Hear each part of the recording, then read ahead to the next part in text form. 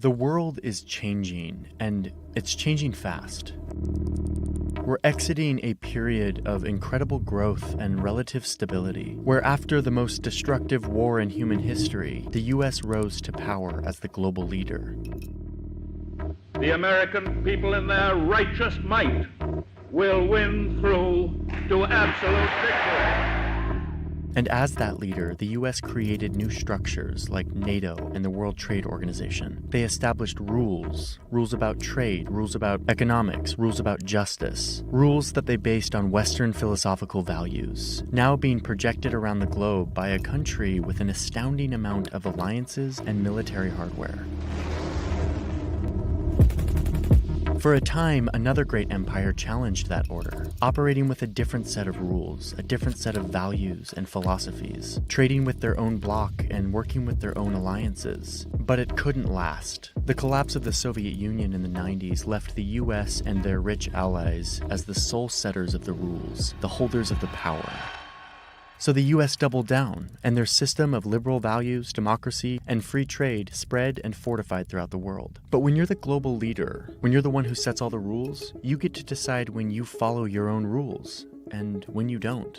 Being the global superpower has turned more into being the global policeman. Over these last 75 years, the US has been known to violate the values, norms, and ideals that it built the whole global system off of, cozying up to strongman dictators, throwing out democratically elected governments, fueling regional wars, and generally trying to stamp out communism across the globe. And anyone who didn't want to play by America's rules was cast out as an insane pariah in need of regime change. The Iraqi regime has plotted to develop anthrax and nerve gas and nuclear weapons for over a decade.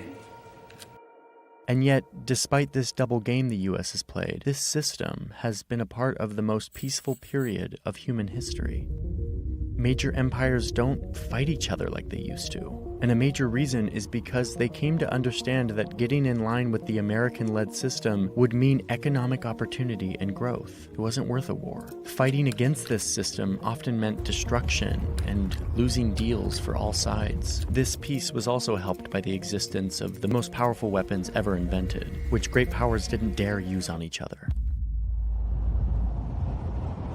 The American-led system has meant stability and an incredible amount of trade, leading to a dramatic reduction in global poverty. But that era is coming to an end. Part thanks to the US-led order, China, which until recently was the most populous country on Earth, has risen to become the second largest economy and world's largest military based on active forces. And more, China sees the US as an unfair policeman of the global order, only holding to the rules that benefit them. And this projection of values and philosophies from the West to the leaders in China, this looks a lot like the modern-day version of colonialism. They see this hypocritical American empire, drunk on power that they've had since 1945, an America that is increasingly defensive because it's in decline, with its broken politics, divided people, and a complacency with their spot at the top. So China is building a competing system.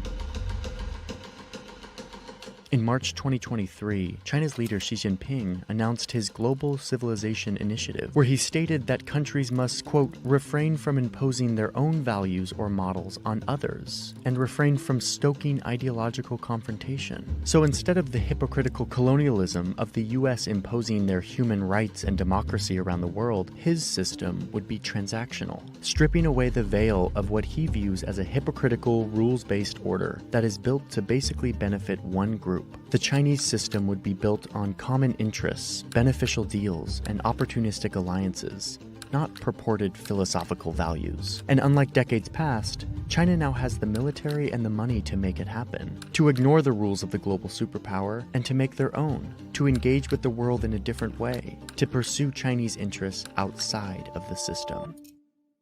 And so now you see a competition between these two great powers that have become deeply economically entwined over the last 50 years. And now they're slowly decoupling.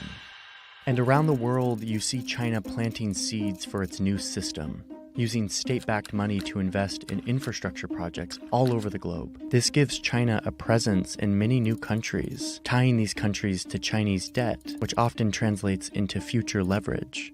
In March 2023, China sent diplomats to the Middle East for the first major effort to broker a peace deal between Saudi Arabia and Iran, these two bitter rivals. This is something that the US couldn't do, and it showed the declining influence that the US has on this region. But the US still remains on top, and they will as long as they can control the economic and financial systems that the world operates on, which they do, for now.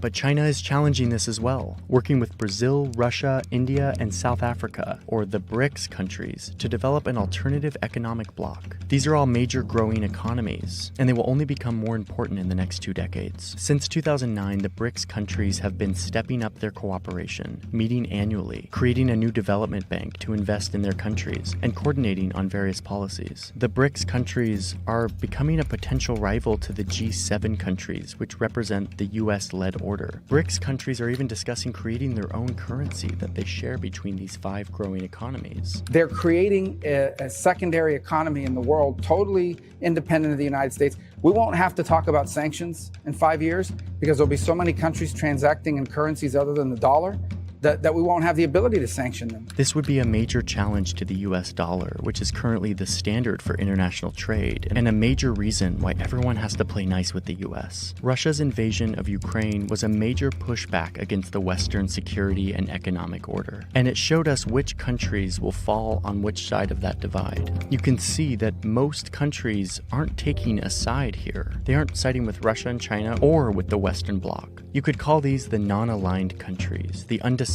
the countries that China and the US will be looking to influence into their system in coming years.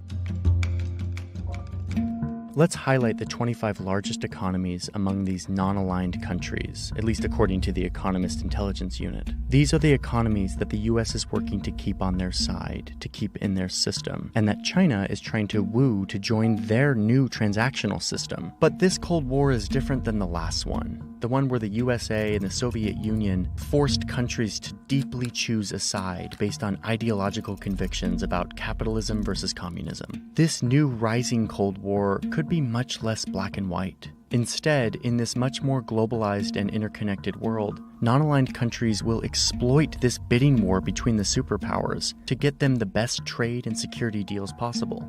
Like in Brazil, where this is already happening.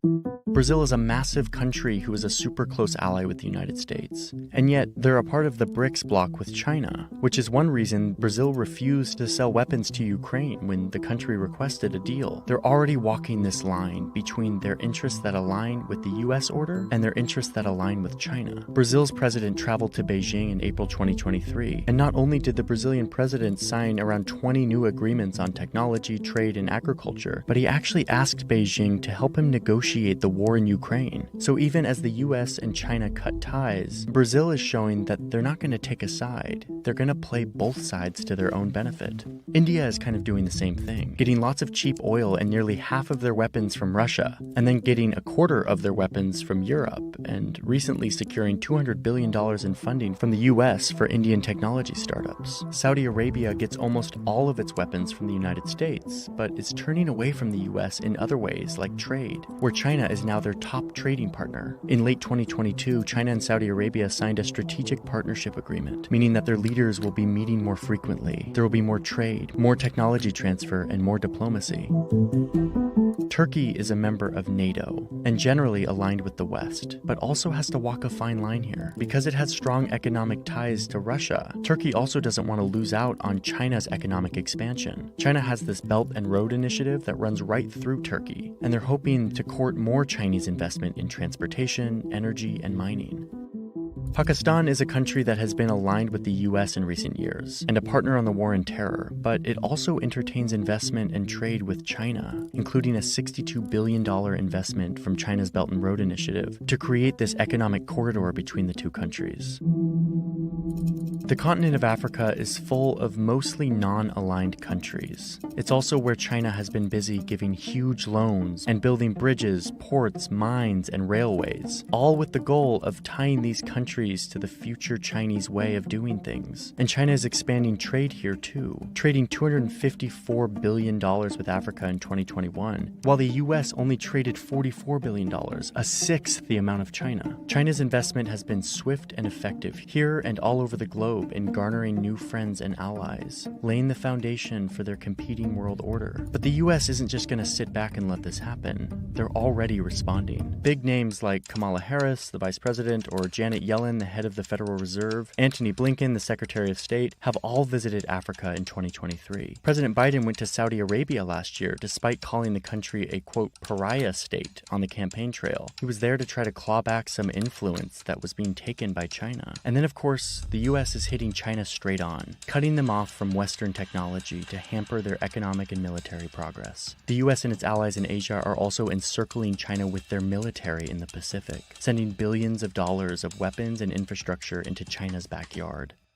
So, it looks like we're in the early days of a new multipolar world, a competition between a great superpower and a rising superpower that wants to lead a new system based on different values. The result is likely the undoing of a lot of the globalization and interconnectedness that has developed in the last 70 years. And for now, I think what we'll see is countries won't be choosing a side hastily. Instead, they'll play both of these great powers off of each other to get the best deal for their country. I'm not sure how long they'll be able to do this as tensions rise and the pressure mounts to choose a side. But for now, what's clear is that we're moving into uncharted waters.